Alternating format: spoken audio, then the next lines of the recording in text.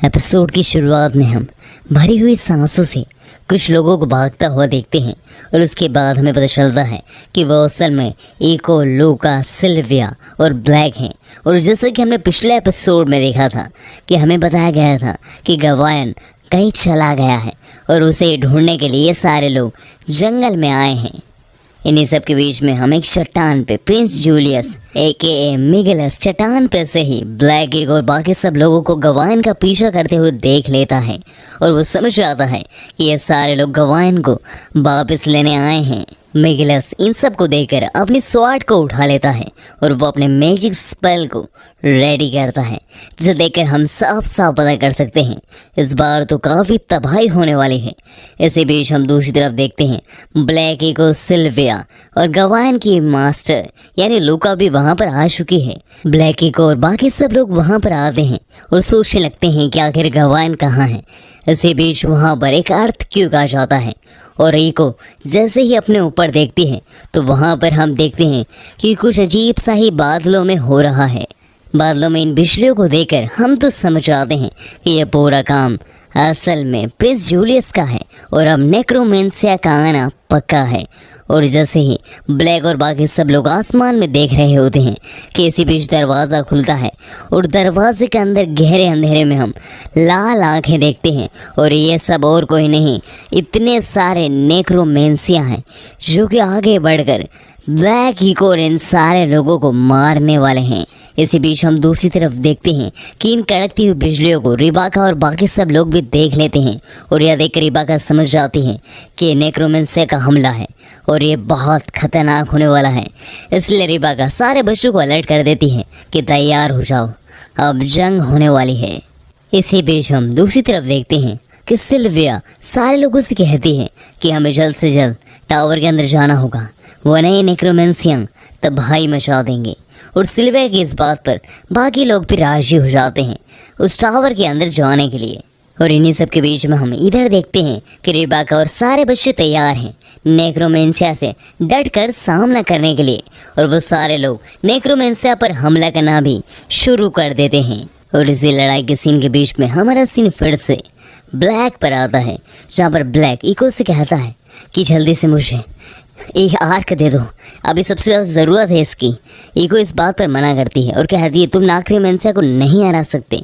जिस पर ब्लैक कहता है तुम जल्दी से मुझे आर्क बना कर दे दो ईको, प्लीज़, ये मेरी रिक्वेस्ट है। ब्लैक को इस रिक्वेस्ट करता हो देकर ईको मान जाती है ब्लैक को आर्क सूट देने के लिए। पर ईको ब्लैक से कहती है कि अगर मैं आर्क सूट बनाने के लिए गई तो मेरी ये बॉडी सुन हो जाएगी। तो ईको की इस बात पर ब्लैक बड़े ही कॉन्फिडेंस से कहता है तुम चिंता मत करो, जब तक तुम अंदर रहोगी और तुम्हारी बॉडी सुन रहेगी मैं तुम्हारी रक्षा करूँगा। ब्लैक को इतने कॉन्फिडेंट में ये बात कहते हुए ईगो बिना कोई देरी करे सीधा आर्क को बिल्ड करने के लिए अपनी बॉडी के सबकॉन्शियस माइंड में चले जाते हैं। इसी बीच हम देखते हैं कि सिल्विया भी अपनी ड्रैगन की फास्ट स्पीड की वजह से टावर के काफ़ी अंदर आ जाती है और वो अपने सामने कई सारे एंशिएंट टेम्पल को देखती है। इसी बीच ब्लैक की नज़र जाती है प्रिंसेस जूलियस पर। प्रिंसेस जूलियस को देखकर सिल्विया प्रिंसेस जूलियस से कहती है आखिर तुम अभी तक जिंदा कैसे हो। और सिल्विया के यहाँ कहते से ही हमारा सीन पास में जाता है, जहाँ पर हमें पता चलता है कि असल में जूलियस पहले बहुत अच्छा इंसान था, पर पता नहीं क्यों उसने अचानक ही अपने ड्रैगन को जान से मार दिया, जिसकी वजह से जूलियस को सजाए मौत दी गई ड्रैगनर किंगडम में। और उसके बाद सबको ऐसा ही लगा कि जूलियस मर गया है, पर ऐसा हुआ नहीं था, जूलियस अभी भी जिंदा है। और यह देखकर सिल्विया बहुत हैरान होती है।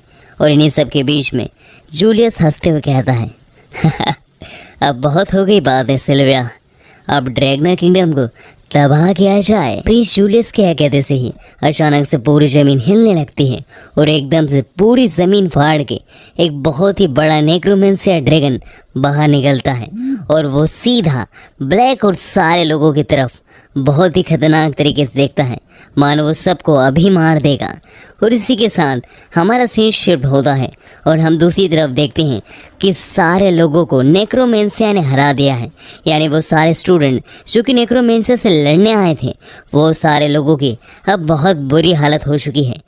और इन्हीं सब के बीच में हम देखते हैं रेबाका को, जो कि एक ही हमले में कई सारे नेक्रोमेंसिया को मार देती है, जिसे देखकर सारे स्टूडेंट्स फिर से मोटिवेट हो जाते हैं। उन्हें लगता है कि वो नेक्रोमेंसिया को हरा ही देंगे। और इसी बीच हमारा सीन फिर से ब्लैक, सिल्विया और इको पर आता है, जहाँ पर ब्लैक इको की बॉडी को बचा रहा होता है नेक्रोमेंसिया से, और सिल्विया सारे नेक्रोमेंसिया से लड़ रही होती है।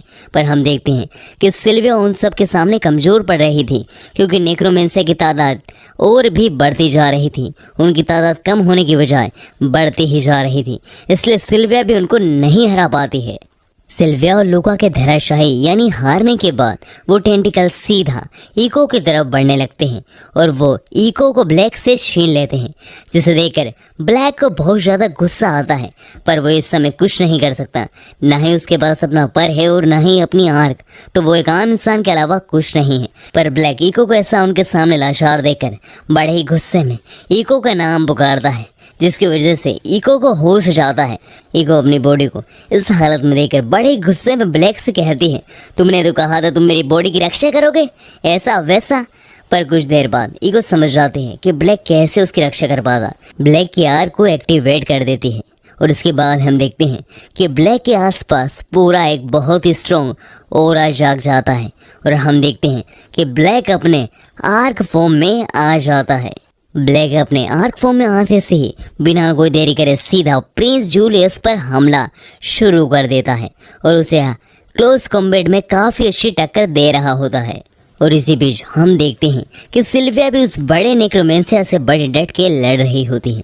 और इसी के साथ हमारा सीन फिर से ब्लैक और प्रिंस जूलियस पर आता है, जहाँ पर प्रिंस जूलियस ब्लैक से कहता है तो शुरू करें। और यहाँ कहकर प्रिंस जूलियस अपने पीछे से कई सारे नेक्रोमेंशियास को निकाल देता है और इन नेक्रोमेंशिया को देखकर इको ब्लैक से कहती है कि तुम्हारा सूट पूरा डिफेंस टाइप है, तो वहाँ से लेकर भी कई सारे हमले कर सकते हो।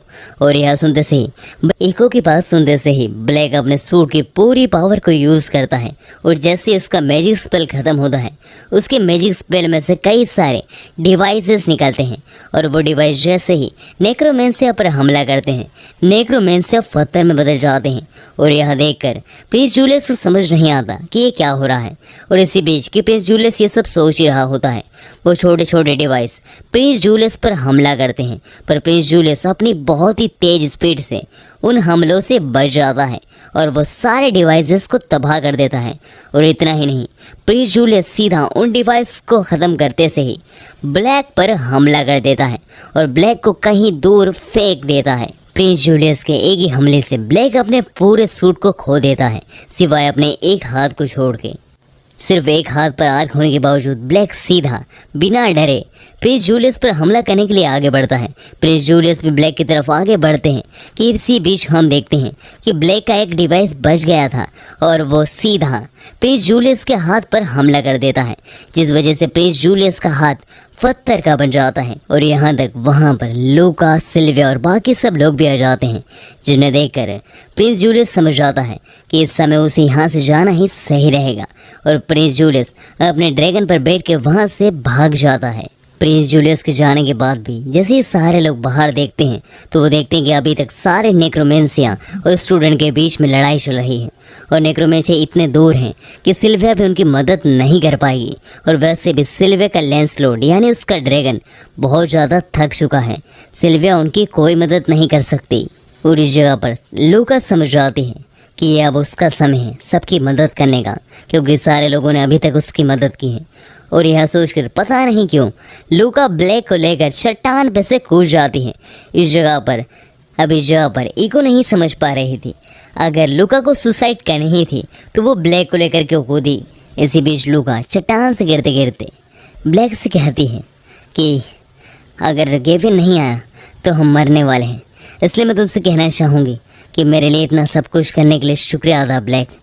ब्लैक भी इस जगह पर लूका से कुछ नहीं कहता। और इसी बीच हम देखते हैं कि गेविन को पता चल जाता है कि उसकी मास्टर मरने वाली है और उनका बॉन्ड टूटने वाला है, गेविन के इसी सीन के साथ हम दूसरी तरफ देखते हैं कि रेबेका बड़ी ही मुश्किल से सारे नेक्रोमेंसियाओं का सामना कर रहे थे, क्योंकि सारे नेक्रोमेंसिया स्टूडेंट पर भारी पड़ रहे थे कि इसी बीच वहाँ पर लूका और गेविन आ जाते हैं और गेविन सिर्फ एक ही हमले से सारे नेक्रोमेंसियाओं को तबाह कर देता है। ये हमला देखकर हमें पता चलता है कि आखिर लूका और गेविन कितने ज़्यादा स्ट्रॉन्ग हैं। एंड गाइस, ये वही हमला है जिसे पहले लूका और गेविन नहीं कर पाए थे, पर अब वो साथ मिलकर इसे कर पाए हैं। इसी सब के बीच में हम देखते हैं रेबेका को, जो कि बहुत ही ज़्यादा खुश होती हैं कि सारे स्टूडेंट जिंदा बच गए हैं और सारे नेक्रोमेंसिया तबाह हो चुके हैं। और रेबेका के इसी सीन के साथ हमारा ये एपिसोड ख़त्म हो जाता है और एपिसोड के एंड में हमें प्रिंसेस जूलियस का एक सीन दिखाया जाता है और हम देखते हैं कि प्रिंसेस जूलियस का भी एक लीडर है। और अब ये लीडर कौन है, ये अब हम जानेंगे कहानी में आगे।